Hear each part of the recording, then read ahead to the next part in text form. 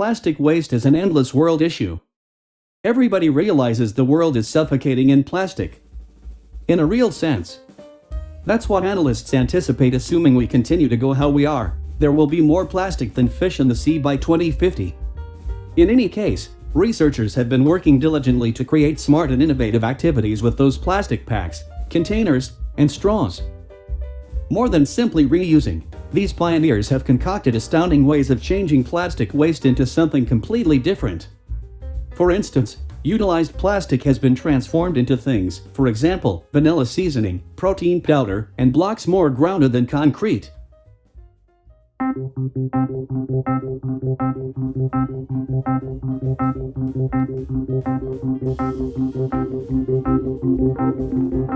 In the category of killing two birds with one stone, scientists are working to solve the problem of plastic bottle waste at the same time as they deal with the world's high demand for vanilla flavoring. Vanillin is what makes the odor and flavor of vanilla, and it's either extracted naturally from vanilla beans or made from chemicals. As a result, vanillin is used in more products than just baked goods. The substance is also found in a variety of foods and even in things like cleaning products and cosmetics. As the global demand for vanillin increases, plastic bottles may hold the answer. Two researchers at the University of Edinburgh in Scotland have figured out how to convert terephthalic acid into vanillin using E. coli bacteria. Terephthalic acid is the basic subunit broken down from plastic bottles made with polyethylene terephthalate. Strangely enough, terephthalic acid and vanillin are similar in their chemical composition, and it didn't take much for the researchers to convert the substance to vanillin.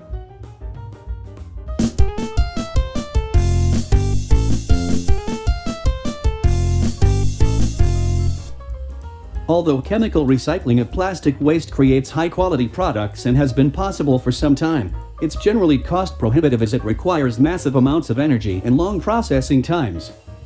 However, researchers at Washington State University have come up with a way to convert plastic into jet fuel in less than an hour. The researchers converted polyethylene, a commonly used form of plastic, into jet fuel and other high-value lubricants. They did this by creating a catalytic process that converted almost 90% of the plastic into fuel, and it took them less than an hour to do so. The process wasn't only faster but used less energy than previous methods. The team is currently working on upgrading its conversion process for commercial use. With its lower temperatures and fast processing times, their discovery could be a game changer in the world of chemically recycling plastic.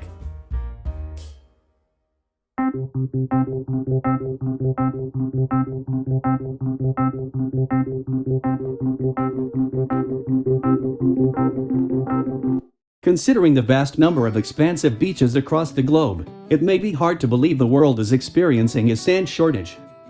However, a lot of sand is needed for construction and manufacturing, and it's also used to make concrete. But the stuff you see on the beach is too salty, and the sand from the desert is too smooth. As a result, sand for construction tends to be dredged from rivers, which leads to all sorts of environmental problems, and has been banned in many countries, leading to a bizarre underworld of sand mining controlled by sand mafias. Researchers are working on this and have found plastic waste can be sorted, cleaned, shredded, and crushed into sand when mixing concrete. This method replaced up to 10% of the sand used in the concrete mix while retaining the same properties. Since concrete is made up of about 25% sand, replacing 10% with plastic could have a sizable impact on reducing the world's need for mafia sand.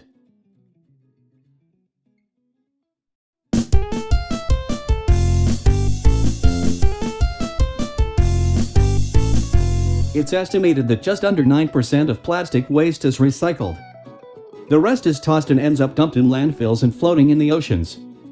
Experts hope to solve this problem by finding ways in which plastic can easily be reused rather than thrown away. A team of researchers at the Tokyo Institute of Technology has discovered a method to chemically convert bio-based plastics into fertilizer. Bio-based plastics are used as a more sustainable alternative to petroleum-based plastics. The scientists used the process of aminolysis to create urea, a nitrogen-rich substance, out of ISP, which is a byproduct of PIC, a bio-based plastic. To test out the fertilizer, the researchers conducted plant growth experiments and found the plants which used the PIC fertilizer grew better than plants that were only given regular fertilizer.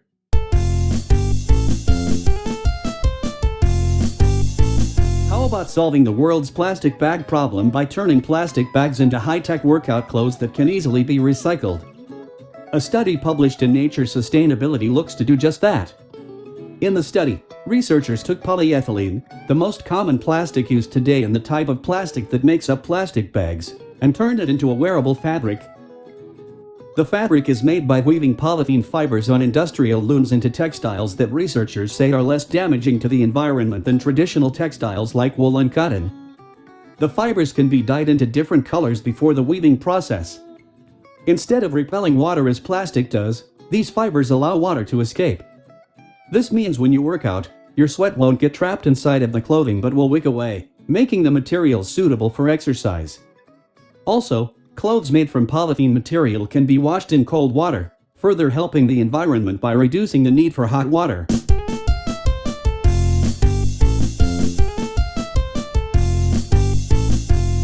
What if, instead of polluting the oceans, plastic waste could be converted into a chemical that is used to generate electricity in power plants and electric cars? Researchers at Nanyang Technological University, Singapore, NTU Singapore, found that they could convert plastic waste into formic acid by using sunlight. Formic acid is a valuable chemical used in fuel cells to generate electricity. By using a photocatalyst, powered by sunlight, to convert the plastic waste, the chemists hope to develop a sustainable and environmentally friendly method for the conversion. This method avoids the need to generate high heat levels by burning fossil fuels. The team continues to improve the process and is working on breaking down plastics to produce fuels such as hydrogen gas.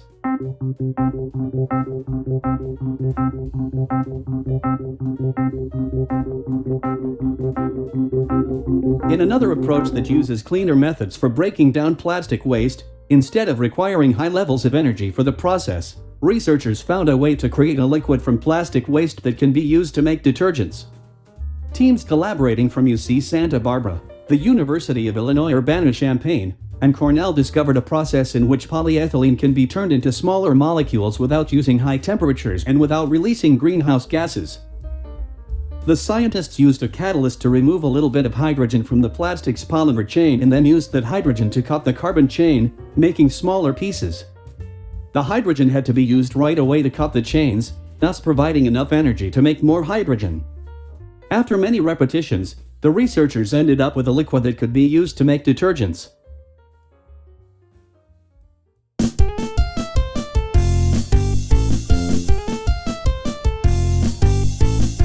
Nati from Nairobi, Kenya, takes recycled trash that other recycling facilities can't use, such as sandwich bags, milk jugs, and ropes, and turns the waste into sturdy plastic bricks. Her company, Genge Makers, uses sand and plastic mixed together and heats them at high temperatures, compressing them into bricks. Though you may not expect it, her plastic bricks are stronger than concrete. The great thing about this product is that it's made from the sort of materials that usually end up in landfills because recycling centers can't accept them.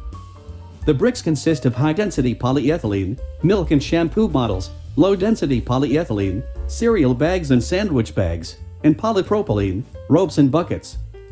And because neither the process nor the materials are expensive, Mati can keep the cost of the bricks low, making the product affordable for Kenyan citizens.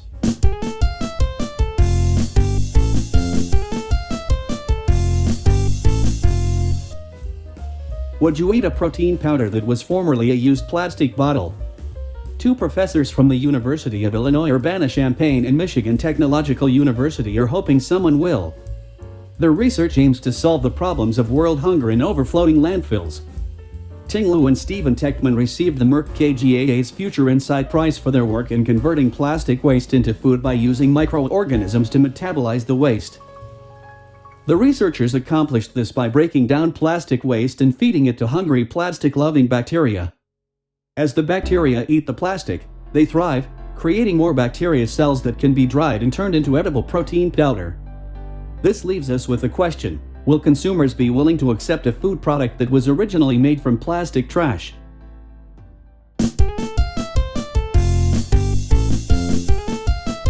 One major problem with recycling materials is that plastic continues to degrade over time. Plastic can't be infinitely recycled. Recycling will not stop plastic waste from ending up in a landfill, but it does delay it for a bit. However, what if scientists could break down plastic waste by using chemical methods and turn it back into its original chemical building blocks? From there, the materials could then be used to create brand new plastic products. When plastic is melted and reused, it is harder to process and becomes a lower grade plastic. Eventually, its polymer chains break down so much they can no longer be reused and get thrown away. Scientists hope to use chemical recycling to solve this problem by breaking the plastic down to its original materials. It can then be used to create new, higher quality plastic products and stay out of landfills.